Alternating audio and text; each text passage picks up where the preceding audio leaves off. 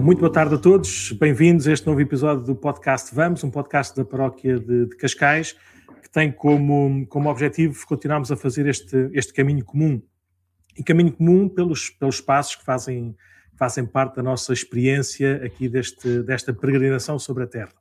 Hoje estamos a gravar na semana anterior a haver as eleições legislativas aqui em Portugal e por isso pareceu-nos sugestivo falarmos um bocadinho, refletirmos um bocadinho sobre a política e sobre o olhar cristão e a relação da Igreja com o poder político e o papel dos cristãos também nesta coisa pública.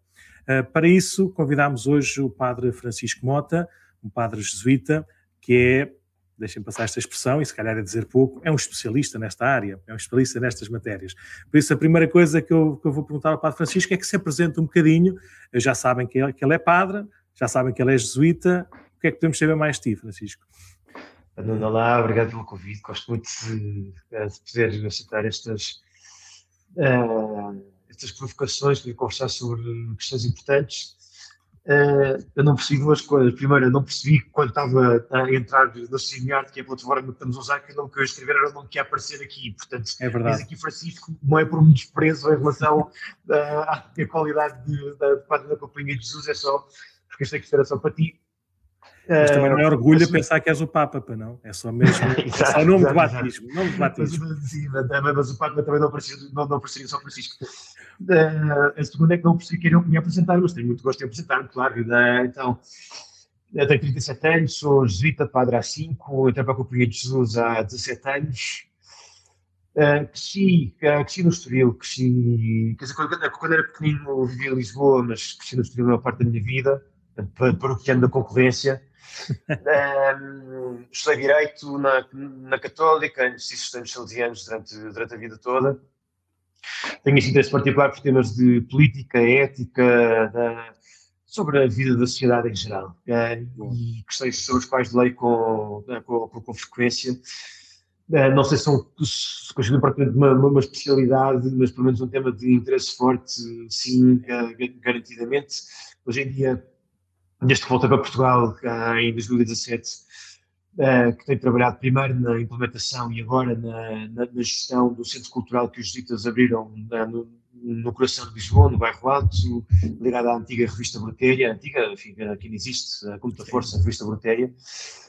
E, portanto, basicamente, o meu trabalho dia a dia, além de ser parte da Paróquia de Nossa Senhora da Encarnação, trabalhar com o Serviço dos Refugiados, e mais uma coisa ou outra, o meu trabalho principal é de gestão deste centro cultural, onde tratamos de temas de política, de economia, de literatura, cinema, da arte, por aí adiante. Convido que visitem quando puderem. Enfim, o que é que achas? Acho ótimo. Só não consigo perceber, este interesse pela política é anterior a estes apelos vocacionais? Foi no caminho vocacional de jesuíta que também surgiu esta vontade ou esta possibilidade de estudares mais aprofundadamente estas questões? Como é que estas duas coisas se ligaram? Eu acho que este interesse pela política vem de trás. Eu sempre gostei de ler quando era miúdo. Houve uma altura, nós morámos no Estoril, eu andava nos salesianos em Manique, não no Estoril, mas em Manique, porque tínhamos morado em Alcoitão antes disso, e portanto, para não mudar de escola, continuei em Manique. Enfim.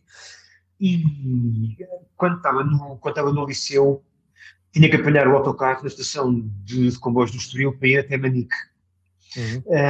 E antes de estar a dormir ou estar a fazer alguma coisa, preferia estar a fazer alguma coisa e negociei lá em casa uma verba mensal para gastar em jornais. Uau. De vez em quando era gasta para comprar um jornal La Bola, não é? Não dizendo que clube é que eu apoiava na altura, hoje em dia sou sócio do Estoril Praia, mas de vez em quando era usado para comprar, na altura que era o Diário de Notícias, que era o que lia de manhã. E foi mais ou menos como estas coisas se foram desenvolvendo.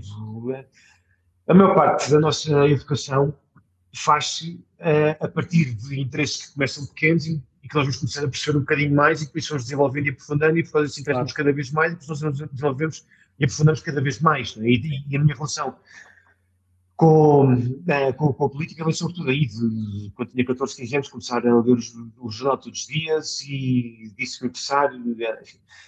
Na verdade, hoje em dia, o meu interesse principal tem a ver com teoria política e não propriamente com política.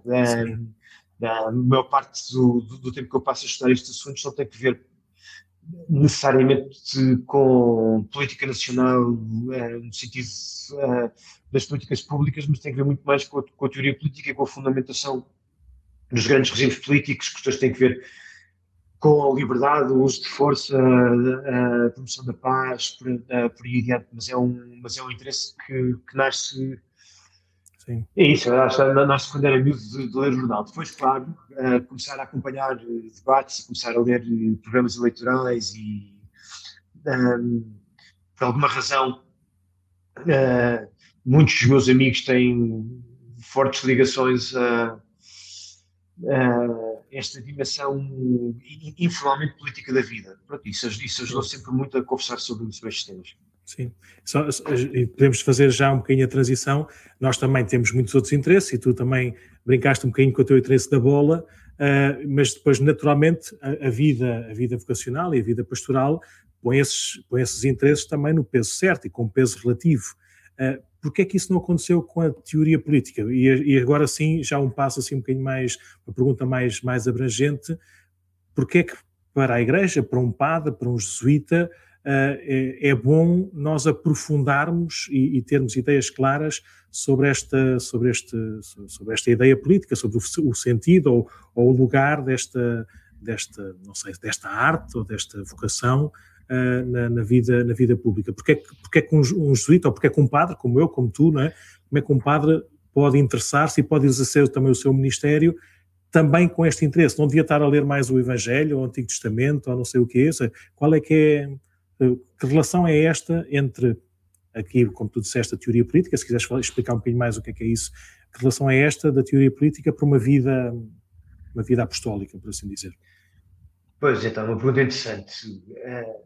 Vamos pôr a coisa desta maneira. Honestamente, a teoria política interessa-nos pouco. Sim. Todos os assuntos nos interessam pouco. O que nos interessa, de verdade, é a encarnação do nosso Senhor Jesus Cristo. Claro, e a salvação do homem, como é óbvio. Sim. E por causa da encarnação do nosso Senhor Jesus Cristo, então, nesse caso, todos os assuntos nos interessam muito. Claro. Mas não é porque os assuntos nos interessam, é porque a encarnação nos interessa. Não é? Claro. Como a encarnação nos interessa, então todos os assuntos passam a interessar-nos também. Não é? Sim. Sim. E isto acontece com a política e acontece com todas as áreas que dizem respeito à nossa vida. A nossa vida é encarnada, é uma vida vivida no concreto da realidade na qual nos inserimos. Sim. E qualquer maneira de pensar a nossa vida de uma forma desligada da realidade na qual nos inserimos é uma maneira que é, cristãmente falando, mentirosa. Exatamente.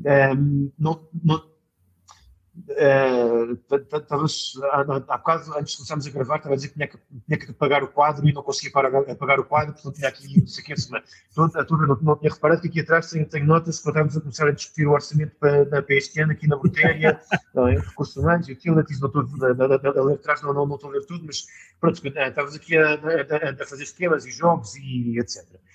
Quer dizer, não me interessa absolutamente nada orçamentos de associações culturais. Ao mesmo tempo, a realidade encarnada da nossa fé diz que nos lugares que são importantes às grandes preocupações do homem, aí estamos nós também. E aí encontra-se a política, a economia, a cultura, na qual nós trabalhamos diariamente, e Sim. todos os outros assuntos. Claro. Por isso, nós aqui em casa, dos 6 jesuítas aqui de casa, é interessante, temos formações diferentes todos. Não há nenhum que não tenha uma área de especialidade que seja, de certa forma, profana. Porque são interesses que vinham de trás, não é? São interesses que sempre existiram, e nesses interesses manifesta-se a realidade de Deus. Não é? Porque a realidade de Deus vive disto, vive do concreto das nossas vidas, porque nós temos historiadores, e temos arquitetos, e temos escultores, e ainda por aí adiante, e politólogos. Não é?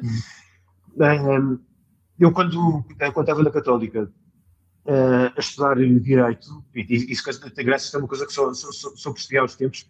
Eu, hoje em dia, além de ser padre, sou diretor de um centro cultural, eu percebi que as únicas 2 disciplinas que chumbei na minha vida foram EVT e Mundo e Evidência Cristã. Toma, embrulha. Se há maior ironia do que isto, enfim. Mas, na Católica, quando estava a estudar Direito, comecei a perceber que estes temas todos que têm que ver com a definição dos limites da liberdade e com o enquadramento da participação política, que eram coisas especialmente relevantes e que não podia afastar delas. E quando entrei para a Companhia de Jesus eram skills que trazia já de trás e que fui desenvolvendo muito naturalmente. Cada vez mais o meu interesse tem que ver com temas de ética e com questões de ética. Portanto, a política, desse ponto de vista, é uma espécie de subdisciplina. Eu acho que aqui a bocadinho temos a oportunidade para falar disto. Acho que a política é uma disciplina segunda, não é uma disciplina primeira. A disciplina primeira são a ética ou a doutrina social da Igreja, e a política é uma consequência disso. Mas sim, isso é um interesse que trago comigo desde miúdo, e que desta perspectiva de alguém que vive obcecado com a possibilidade de encontrar vestígios da encarnação do Senhor na realidade onde nós nos movemos, é um traço fundamental.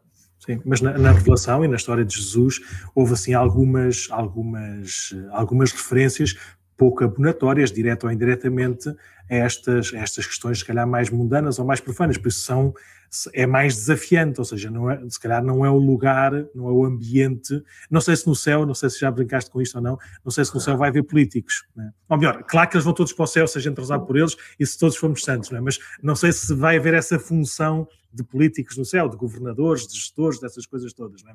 Mas no tempo de Jesus, no tempo do Evangelho, a expectativa que tinham em relação a Jesus era que ele fosse isto, mesmo no âmbito religioso, mas que tivesse um poder político, tivesse um poder humano, que manifestasse um bocadinho essa congregação também, esse sentido de unidade, mas muito mundano, para usarmos as palavras que usámos há bocadinho, não é? E Jesus sempre se afastou disso. Como é que nós, hoje, neste tempo, querendo ser fiéis a este Evangelho, podemos também, como é óbvio, viver esta encarnação no serviço político como no serviço da economia? Por exemplo, há uma vez perguntam a Jesus para pedir a ele que ajudasse a fazer a partilha dos bens, não é? E Jesus disse, mas quem é que fez de mim esse gestor de partilhas? Não tem nada a ver comigo, não é? Embora seja uma questão muito humana e às vezes até causa de divisão familiar e causa de pecado ou causa de graça, é uma coisa importante, mas Jesus afastou-se disso. Como é que nós podemos, para cristãos, se calhar, que olham para Jesus de uma maneira, se calhar, muito mais, não sei, espiritual, ascética, assim, superação das nossas coisas mundanas, daquilo que são os nossos desejos da carne, para cristãos que vivem também essa missão, ou esse sinal, não é? Como é que nós podemos dizer que estas coisas do mundo e da terra podem ser também realidades santificadoras? Acho que Jesus se afastou disso, que é B. Pôr as coisas desta maneira. Um ponto prévio. Um ponto prévio importante.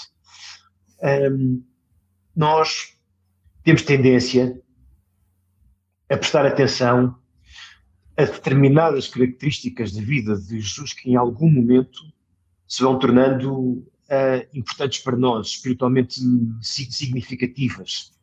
É verdade.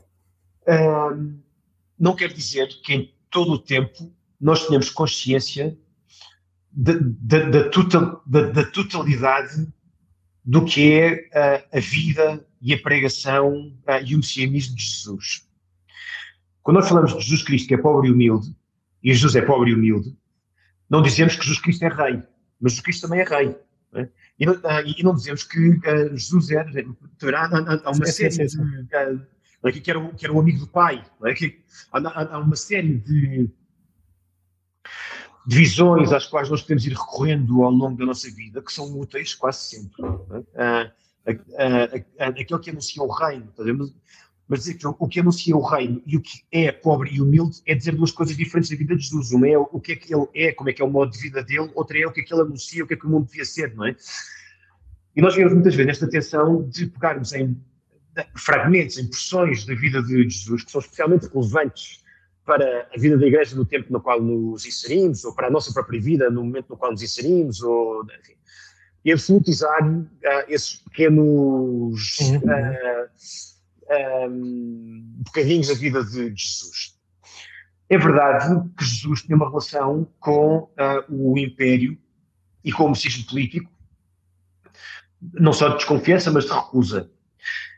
Agora, isto não quer dizer que a vida de Jesus não fosse extraordinariamente política de acordo com aquilo que nós temos hoje em dia. Não é? O que nós ouvimos no Evangelho do domingo passado, não é? Lucas 4, quando Jesus se apresenta perante a sua própria comunidade, lê o livro de Isaías, não é? Enrola o rolo e diz, hoje mesmo se cumpriu aquilo que acabais de ouvir. O que é que Jesus acabou de ler? A passagem fundamental, não só do livro de Isaías, mas também de Neemias e do Levítico, que diz que, assim como Deus descansou ao 7º dia, também a terra há de descansar a cada 7 anos, e, portanto, ao fim de cada 7 anos declara-se um ano sabático, e também toda a nação há de descansar ao fim de 7 vezes 7 anos, no 50º ano, onde não só descansará a terra, mas também descansarão todos os habitantes da terra, onde toda a terra será devolvida aos seus proprietários originais e onde todos os escravos serão libertados, etc. Sim. A apresentação de Jesus é muito mais forte do que a apresentação de qualquer político em campanha eleitoral. Sim, é verdade. Não é? É verdade. A mesma coisa quando Jesus diz aos discípulos, quando envia os 72, estamos no ano de Lucas, portanto, quando envia os 72 em missão, e diz, ide, anunciar o Evangelho, não leveis alforjes, nem sandálias, nem duas túnicas, nem não sei o que para o caminho.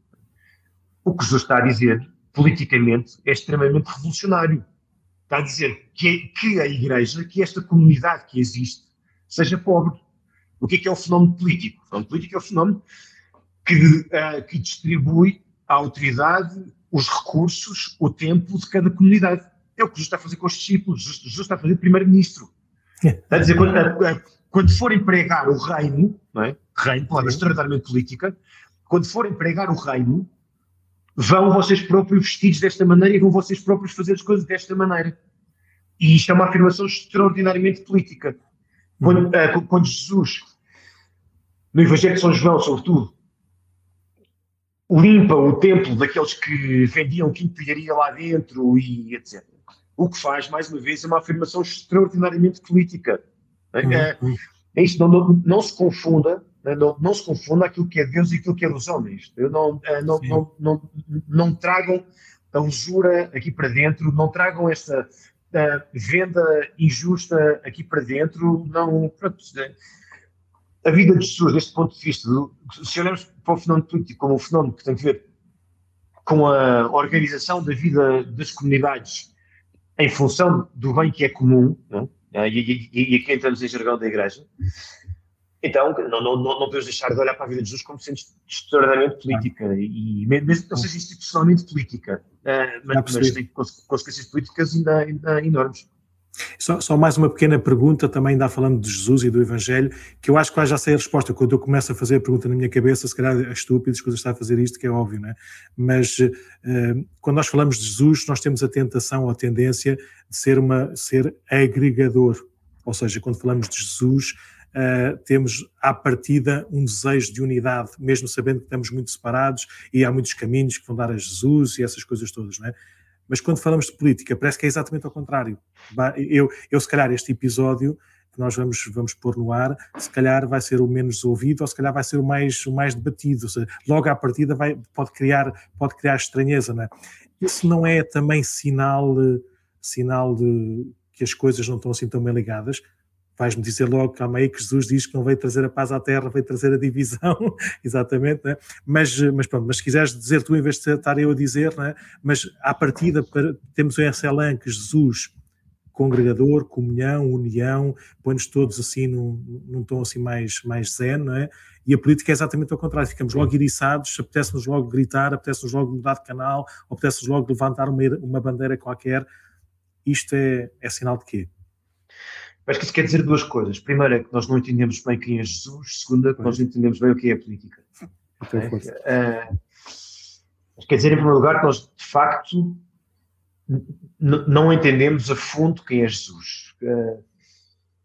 Mas humilde de coração, vamos olhar para as bem-aventuranças. Bem-aventurados que promovem a paz porque serão chamados filhos de Deus. Bem-aventurados que promovem a paz porque... Quer dizer, não é bem-aventurados que promovem a paz porque viverão em sociedades bem ordenadas. Não é bem-aventurados que promovem a paz porque serão bem estimados pelos seus amigos. Não é isso que Jesus diz. As bem-aventuranças, que são um texto radicalmente novo na Escritura, ao contrário da maior parte dos nossos outros textos que têm dos textos de Jesus, onde Jesus está a comentar livros anteriores a ele, etc. As bem-aventuranças são cheias de novidade. E os que promovem a paz são os chamados filhos de Deus. Impressionante, não é? Já porque falaste agora da paz, deixa-me passarmos agora para uma segunda perspectiva desta relação da fé com a política, ou do cristão com a política, ou da igreja com a política, não é? E se calhar falar um bocadinho sobre essa questão da relação da igreja e a missão da igreja, se calhar como instituição. Uma das coisas que a gente ouve, e se calhar tu também já ouviste muitas vezes, e já sabes responder muito melhor do que eu, a igreja está lá caladinha, trata lá das tuas coisas lá em casa, não é? Não tens nada a ver com isto. Escusas estar a impor a tua perspectiva, o teu dogma, o teu quadro de valores, porque nós não temos nada a ver contigo. Ou seja, tu não tens nenhuma autoridade para falares fora das paredes da igreja. Por isso, deixem lá de resolver as questões cá fora. Vocês, se quiserem, continuem fechadinhos na igreja a rezar e a dizer as coisas que vocês bem entenderem, não é? E há um bocadinho este incómodo, pelo menos aqui na nossa sociedade portuguesa, não sei, com certeza também haverá noutros povos e noutras culturas, de pôr a missão, a voz, a palavra, a vida da igreja fechada dentro das quatro paredes. Hoje, no dia em que estamos a gravar, o Santo Padre pediu à igreja toda, de todos os cristãos, que rezassem muito pela paz, nomeadamente por causa de um conflito político que está iminente, e não vamos falar sobre o conflito propriamente dito entre a Rússia e a Ucrânia e tudo aí à volta, e da Europa e dos outros povos e outras, há muitas coisas assim em questão, mas só este papel do Papa, especificamente agora, mas havia tantos outros exemplos, de ele dizer: vamos rezar para que o Nosso Senhor nos alcance a paz e consiga mudar o coração e o discernimento e a inteligência e abrir caminhos novos que parecem já todos entupidos. Vamos rezar porque acreditamos no poder da oração. Qual é que é o papel da Igreja, instituição, a missão da Igreja nesta vida pública, nesta vida política?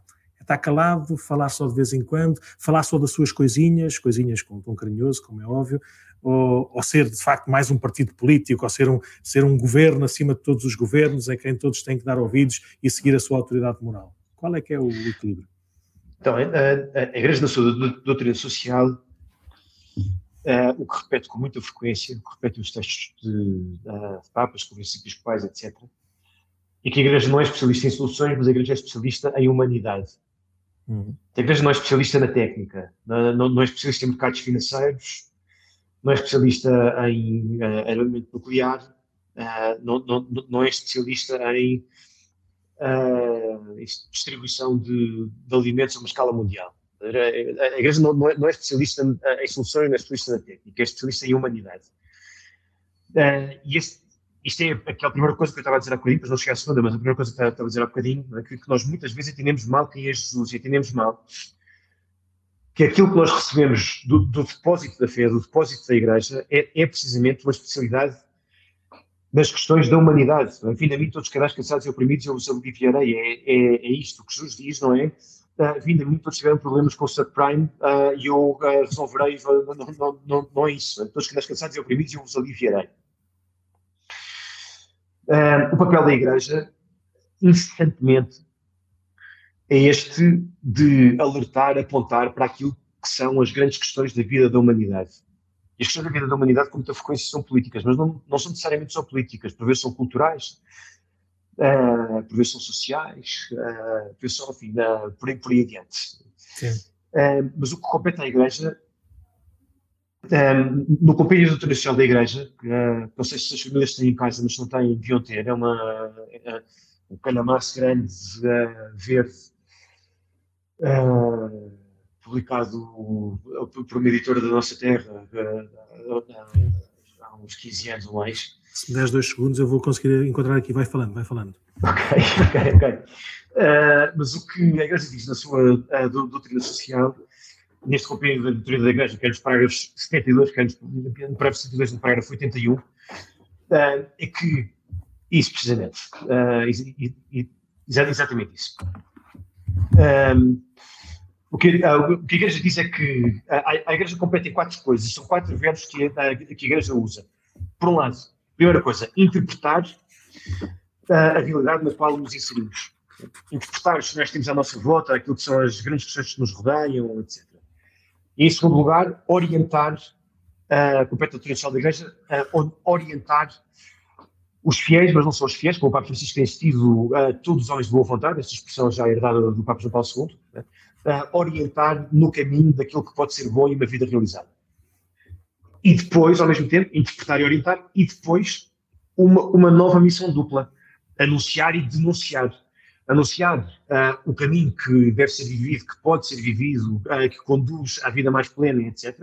E denunciar os caminhos que são isso, obstáculos à vida bem vivida, obstáculos à vida conforme ao Evangelho, enfim, portanto, interpretar, orientar, anunciar, denunciar. Parágrafos 72 e 81. Isto de completar a Igreja, isto não é imiscuir-se nos assuntos do mundo, isto é a Igreja a ser Igreja.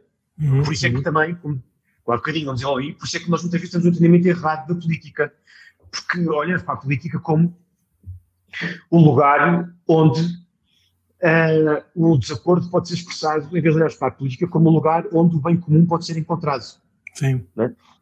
E partimos desta dualidade de acordo comigo versus não de acordo comigo, em vez de partirmos de uma linha muito mais complexa, muito mais difícil de descobrir, que é que pergunta onde é que se encontra o bem que é comum a todo este grupo de pessoas. Né? E como a doutrina da Igreja insiste com frequência, o bem comum é o bem que é comum, quer à comunidade, quer a cada um dos seus membros tomado individualmente. Né? Enfim. E aí, a Igreja não tem como se calar, não é? Por que a Igreja fala sobre refugiados? Mais uma vez, a Igreja não tem nenhum interesse em refugiados. A Igreja tem interesse na encarnação do Verbo. Sim. E o Verbo encarnado é o que diz que é irmão de todos aqueles que vivem sobre a face da terra. E a partir deste momento, então, os refugiados passam a ser uma prioridade para nós, de uma perspectiva muito difícil para nós em termos práticos, que é essa. A hierarquia passa a ser muito difícil de estabelecer, porque na vida cristã não há números 2, só há números 1. Exatamente. Portanto, o meu irmão que é pobre, o meu irmão que é refugiado, o meu irmão que é da minha família e do meu clube de futebol, estão todos exatamente ao mesmo nível. E não há níveis diferentes. A minha família não vem primeiro do que o refugiado que acabou de chegar a Lampedusa. Aos olhos de Deus, todos os seus filhos têm a mesma dignidade e a mesma integridade e as mesmas possibilidades como elementos da criação. Não é? Mas como pai até há uma certa predileção por aquele que está a sofrer mais, porque precisa mais ainda de reconhecer e de receber esse amor que é sempre igual, que é sempre o mesmo. Por isso, mesmo no Evangelho, a tal chamada predileção de Jesus pelos marginalizados, por aqueles que estão fora. Eu estava aqui a ler um ponto da nota da Conferência Episcopal Portuguesa, que fala agora sobre as próximas eleições, e que diz assim de uma forma genérica, sem dizer nada, ou seja, sem dizer, diz apenas, enuncia apenas os temas, mas ele fala aqui de pelo menos 6 temas: a vida humana e a sua salvaguarda integral, situações de pobreza e coesão económica, questões de justiça, que são mais do que abrangentes, né? E depois questões mais nossas, se calhar a desertificação do interior do país. Não nos esqueçamos que a maior parte das dioceses portuguesas vivem esse problema assim na sua igreja particular, a situação dos imigrantes, né? E os problemas ambientais. Pronto, estes são os 6 ou 7 questões que os nossos bispos dizem que os políticos devem ter em conta nas discussões, nas preocupações e no cuidado a resolver.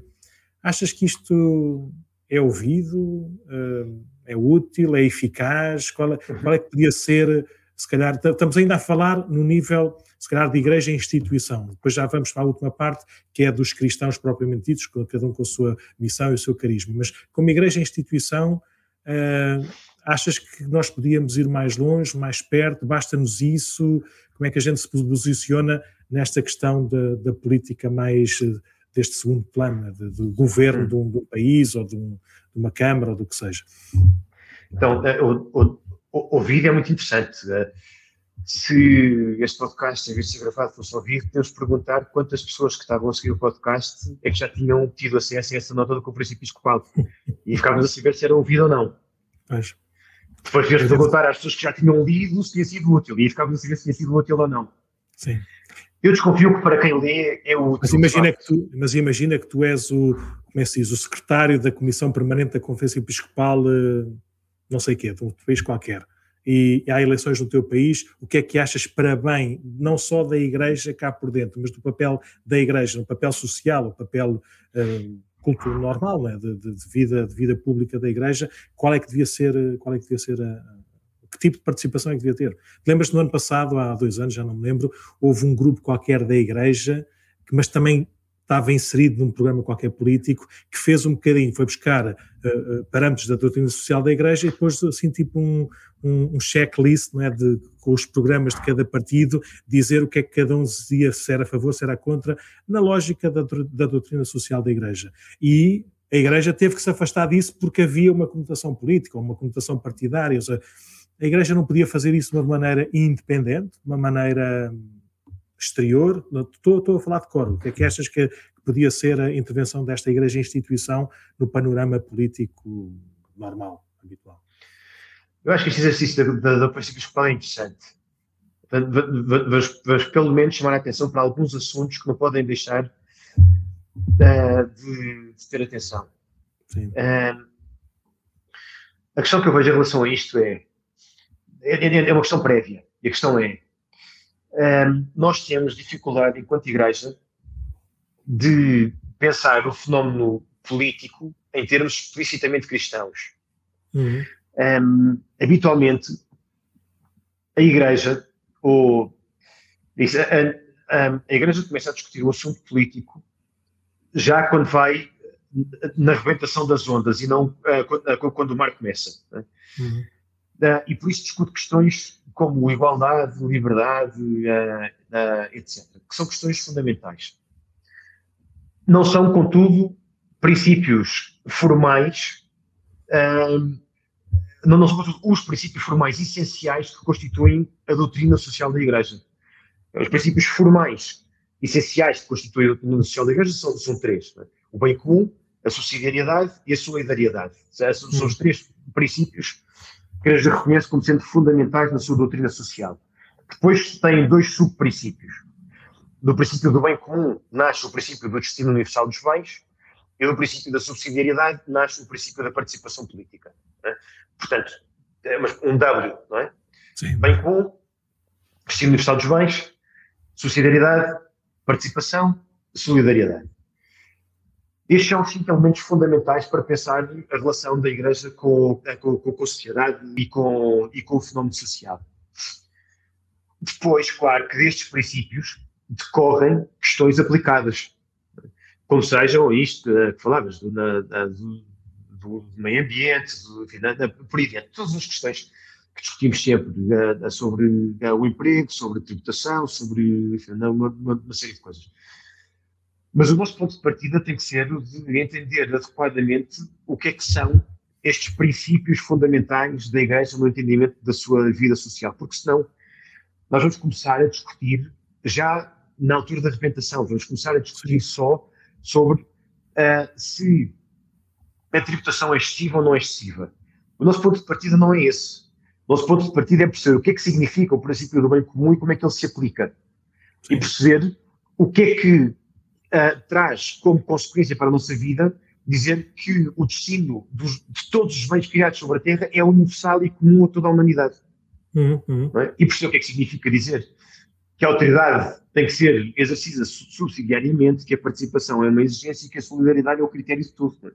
Se nós não olharmos para estas 5 coisas em primeiro lugar, eu acho que vamos discutir sempre pela rama.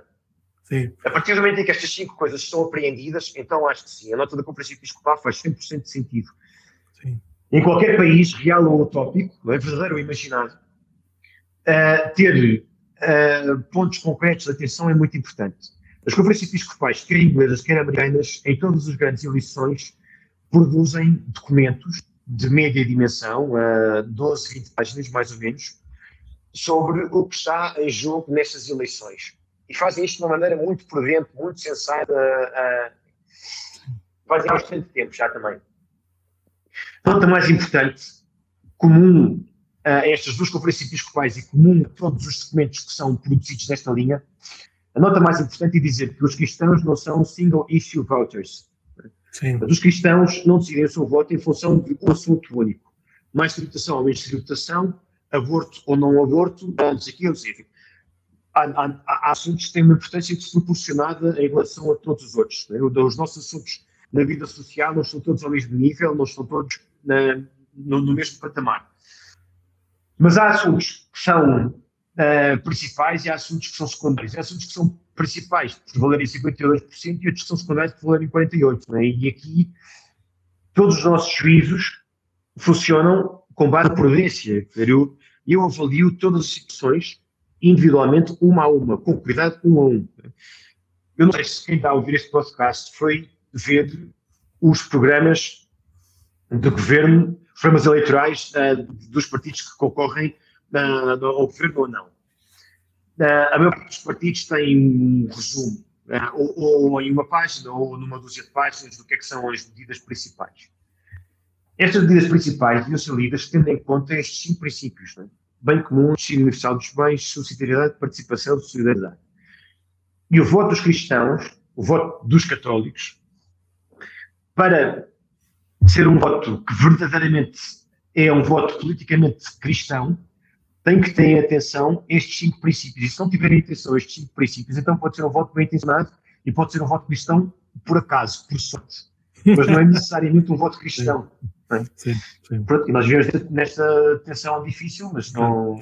Não era mais fácil a Igreja criar um partido com esses 5 princípios e que fosse assim, com uma autoridade hierárquica, como a Igreja está organizada, que nunca houve essa tentação de criar partidos cristãos, partidos eclesiais, partidos institucionais. No outro dia veio-me perguntar uma pessoa em quem é que devia votar. Eu disse, olha, atenção que nós não estamos a votar no Papa, seja, nós não estamos a votar numa coisa, estamos a votar em alguém que é como nós, que é pecador e pronto, e vai fazer o que pode, por isso a gente acerta num lado, mas falha no outro, por isso faz parte. Não é? Claro, quer dizer, vamos lá ver. A grande experiência que nós temos de criar alguma coisa dos últimos 30 anos foi um canal de televisão e sabemos o que é que deu. Não é? É verdade, é verdade. Boa intenção, muitas coisas bem feitas, bem pensadas e depois não era bem aquilo. Não dava para ser não dava para ser da maneira da Igreja. Não dava. Não é? Sim, sim. A Igreja, além de estar proibida de criar partidos políticos próprios, não é? Além do código não permitir, por uma série de razões diretas e outras indiretas,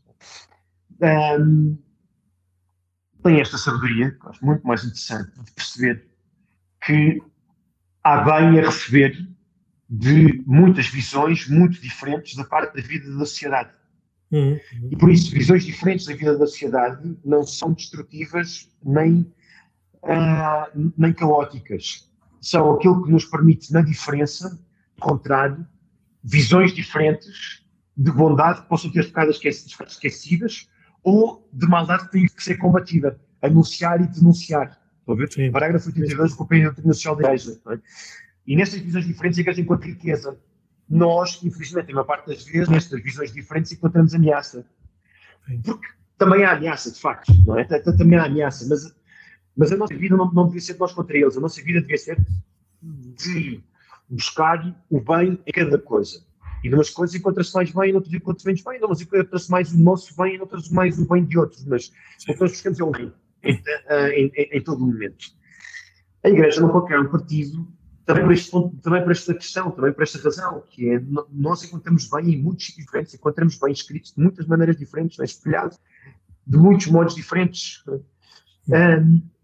Encontramos, claro, na história da Igreja, partidos, inclusivamente em Portugal, alguns que existem ainda e outros que deixaram de existir em anos recentes, que invocam explicitamente a tradição e a herança social da Igreja.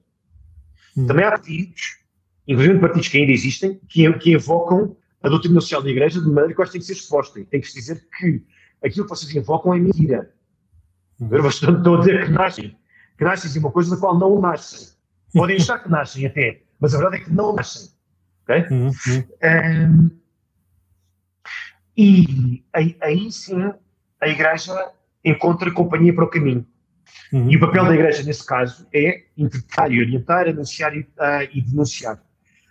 E isto é aquilo que seria muito bom que as nossas paróquias fossem capazes de fazer. Eu estive esta semana a dar um curso a jesuítas que lembraram da filosofia e tive a olhar para eles, tive a olhar com eles para os programas eleitorais de todos os partidos que neste momento têm assento no Parlamento. É interessante. Nós não vamos perguntar em quem é que votamos. Nós vamos olhar para estes programas e vamos ver destes programas um a um. Mas tiraste o partido no princípio, viste só o programa e só no final é que disseste o partido, ou nós ficámos logo preconceituosos em relação Pois, não, isto podia ter sido interessante, mas não dá, porque os partidos, na maneira como os textos estão formulados, dava para perceber logo quem é que era. Dizem sempre quem é que são.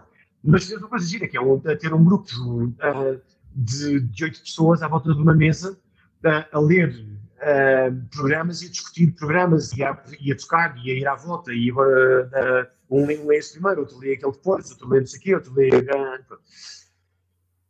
seria ótimo que nós fôssemos capazes de fazer isso como comunidades de fé. Onde é que nós encontramos sinal deste princípio do bem comum e do destino universal dos bens que decorre dele, da subsidiariedade e da participação que decorre dele, e da solidariedade, que é aquilo que é fundamental na vida da Igreja. E depois tudo o que tem que ver com outras questões de liberdade, igualdade, justiça, por aí adiante, decorrem daqui. Correm daqui, nascem daqui, mas só podemos fazer isso depois de um exercício sério, de um esforço sério de discussão e de leitura e de trabalho. Então, estamos quase a chegar ao final do nosso tempo. Eu queria só duas pequenas respostas ou duas pequenas perguntas. Uma, não sei se tens essa percepção ou não, é que nós dizemos sempre que é os mais novos. Se calhar até pode ser os mais velhos também. Se calhar os mais velhos já estão muito vacinados em relação à política, tiveram aquelas questões lá antes de não votarem e depois passarem a votar, ou pelo menos ser um voto qualquer sem grande interesse e depois ter essa liberdade de voto. Então continuam a ser muito fiéis no voto, mas independentemente de quem fala ou do que diz, votam no mesmo símbolo, não é? Mas em relação aos mais novos, tu consegues ver se existe maior ou menor gosto, participação, interesse? Quem é como é que se vê a política nos mais novos? Nem para mais, nós sabemos isso, tu és mais novo que eu, por isso és uma criança, né? Mas nós também nos vamos formando, por isso aquilo que sabemos e que pensamos e que imaginamos no mundo com 16 anos, se calhar depois quando temos 20 ou 30 já não é a mesma coisa. Ou seja, por isso qual é que é o papel também dos jovens e será que eles têm interesse? Como é que nós podemos despertar este interesse para estas questões políticas e quiçá até mesmo partidárias, ou seja, de empenho social e de perceber qual é que é o seu papel neste mundo. Tu vês os jovens cada vez mais interessados pela política ou é exatamente o contrário? Nós temos taxas de abstenção horríveis, não é? Desde quase sempre. Pois, eu pergunto-me ao contrário. Eu pergunto se a política está interessada nos jovens. Pois. Pergunto se a política está interessada nos jovens. Se fores ver, a maior parte do esforço da campanha dos candidatos nestas eleições está centrada nas comunidades onde já sabem que a abstenção vai ser menor. Sim. Portanto, fazem campanhas junto de pessoas que têm 40 anos para cima. Sim. E sobretudo de 60 anos para cima. A coisa de ir às feiras e às terrinhas é porque essas pessoas votam. São muito rigorosas no seu voto. Sim.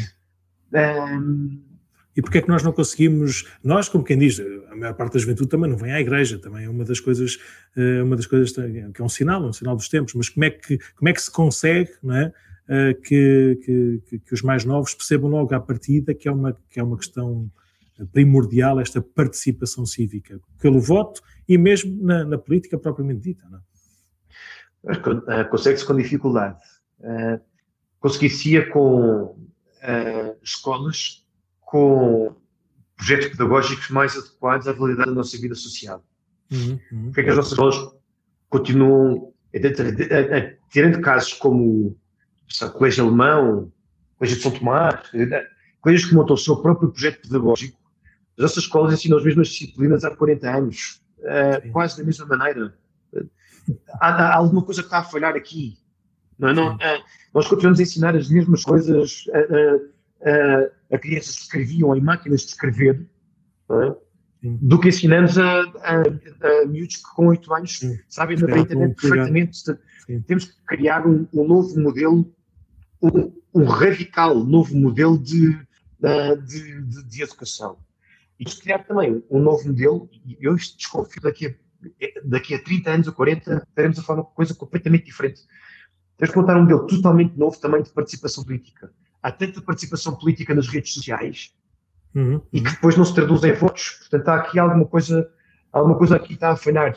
A participação política nas redes sociais é desinformada, é precipitada, é buçal, Então, mas a democracia significa reconhecer a validade e a força da voz daqueles que participam na vida polis ou não? Se sim, então é preciso encontrar essa voz. Deste ponto de vista, acho que vamos ter muito caminho para fazer e perguntar se os jovens se interessam pela política ou não, é deixar que a política se desresponsabilize pelo facto de não ser interessante para os jovens. Os jovens vão à bola. Porquê? Os estádios de futebol estão cheios de miúdos novos. Porquê que o futebol atrai a igreja e a política não? Mas não. Ser isto de responsabilização, nós fomos isto do ponto só da perspectiva de quem não vai, em vez de. Pronto, o que é que nós estamos a oferecer? Que se calhar. Vamos à paróquia do Parque das Nações, ou a Rio de Moro, está cheio de miúdos, quer dizer, a deitar por fora. A deitar por fora. O que é que eles estão a fazer? Vamos lá olhar para eles. Isso é que é espetacular. Isso é que é espetacular. Não é? Nos Cascais ou aos exteriores, as igrejas estão cheias de miúdos. É espetacular. Quer dizer, alguém que vai olhar para isto e que vai perceber o que é que acontece. Não é? Há mérito do Padre Nuno. Além disso, que mais mérito é que há? Não é? O que é que acontece? O que é que tem vida aqui? Com a política tem que acontecer. É uma coisa onde é que nós reconhecemos força. Nas redes sociais, sem nenhuma dúvida. Em muitos outros sítios, hoje em dia, trabalhando no mundo da cultura, vejo isso de muitas maneiras. Há imensas associações, organizações cheias de força. Não se traduzem em votos. O problema não tem que ver com a verdade das pessoas, tem que ver com a maneira como nós organizamos o voto e o sistema de voto e a relação entre opinião e voto e por aí adiante. E, desse ponto de vista, tenho imensa esperança que nós sejamos capazes de descobrir um modelo novo que aproxime as pessoas mais novas da possibilidade de decidir como é que aquilo que são interesses e preocupações suas acabam por dar lugar a soluções concretas de governação. Bom, então, olha, ficámos aqui ainda com muito mais perguntas para fazer, para responder. Pode ser que noutros tempos, se calhar sem esta pressão das eleições ou pressões políticas, a gente possa ir ver assim mais de uma forma mais concreta algum desses assuntos, principalmente da doutrina social da Igreja ou desta filosofia política assim mais abrangente e porventura depois, tendo em conta também os teus, ou os nossos serviços, as nossas ocupações, ver como é que podemos também relacionar-nos de uma forma nova com esta política. Para terminar, Padre Francisco, queres sugerir assim alguma coisa? Imagina que alguém que ao ouvir-te hoje pensou, eu quero saber mais sobre isto. Consegues dar assim umas luzes de como é que nós podemos encontrar na internet, um livro, ver um filme, ver um debate no YouTube? Queres dar assim algumas achegas e depois a gente até pode pôr depois na descrição aqui do vídeo para as pessoas poderem continuar a investigar este interesse? Há um livro muito giro que vale muito a pena ler, escrito pelo John Kennedy antes de ser eleito presidente, chamado Profiles in Courage. Não sei se foi traduzido em inglês alguma vez, mas Profiles in Courage, onde fala sobre uma série de políticos e presidentes americanos, mas que tem uma introdução que tem 20 páginas ou 25 páginas, que é absolutamente brilhante, onde fala sobre o papel do presidente e sobre o papel dos governantes eleitos de um país, e onde diz que o papel dos eleitos governantes de um país não é serem fiéis à vontade do povo que os elegeu. O papel dos governantes de um país é serem fiéis àquilo que levou os governantes a elegê-los, que tem a ver com aquilo que é a sua personalidade, com o seu desenvolvimento pessoal, as suas inquietações e preocupações, etc. Portanto, quando eu elejo um deputado à Assembleia da República, aquele deputado tem a obrigação não de ser ele próprio, mas de ser ele mesmo. Não é? Porque foi o que ele que é uma coisa muito gira em termos de perspectiva. Nós não votamos em pessoas que levem só a nossa água da fonte até à casa. Nós esperamos que estas pessoas encontrem o melhor caminho e que, se for fazer algum desvio, que façam, porque muitas vezes isto falta. Nós muitas vezes não percebemos, desiludimos com a política porque não percebemos a importância que tem que os governantes eleitos sejam eles próprios verdadeiramente, que sejam fiéis àquilo que levou a que fossem eleitos, mas que pensem criticamente sobre o que é a realidade da vida social. Depois recomendo muito que se leia a primeira biografia da Dorothy Day, A Longa Solidão, que foi publicada há pouco tempo em Portugal. Não é uma biografia política. Estava na minha secretária, como é que é possível? Estava em cima, olha, vou ler. Estes são os meus 2 livros em cima de secretária que me ofereceram agora neste Natal, por isso ótimo, é o mais político possível. Ambos ótimos livros. Mas olha, vou ler este aqui da Dorothy Day.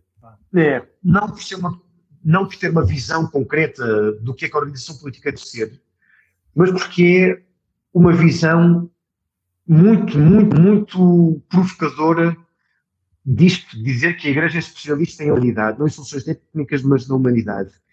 E esta busca concreta da Dorothy Day ao longo da sua vida de construir um mundo que fosse justo para os mais pobres, que fosse sinal do reino de Deus para os mais pobres, etc., é muito provocador, mas ao mesmo tempo muito comovente e pronto, é uma leitura que faz muita prazer. São 2 bons livros fáceis de encontrar e que recomendo muito. Muitíssimo obrigado, Padre Francisco. Isto foi a primeira, espero que depois voltemos a repetir mais conversas assim deste género. Recordo mais uma vez que qualquer pergunta, sugestão, se quiserem que a gente fale sobre algum tema, podem usar este e-mail, podcast@paroquiadecascais.org. Se não, olha, continuem a acompanhar-nos e que isto aproveite para continuarmos a fazer este caminho comum e ajudar-nos mutuamente, também com as nossas diferenças e com os nossos empenhamentos também diferentes, mas que a gente tenha a mesma direção em relação a Deus, em relação ao alto. Padre Francisco, que continues aí com esses orçamentos, corra tudo bem e que a tua missão aí na Bertera, enquanto os teus superiores acharem que é o melhor, que continue a dar bom fruto. Muito obrigado. Muito obrigado pelo convite. Gostei muito de ver aqui. Obrigado. Obrigado.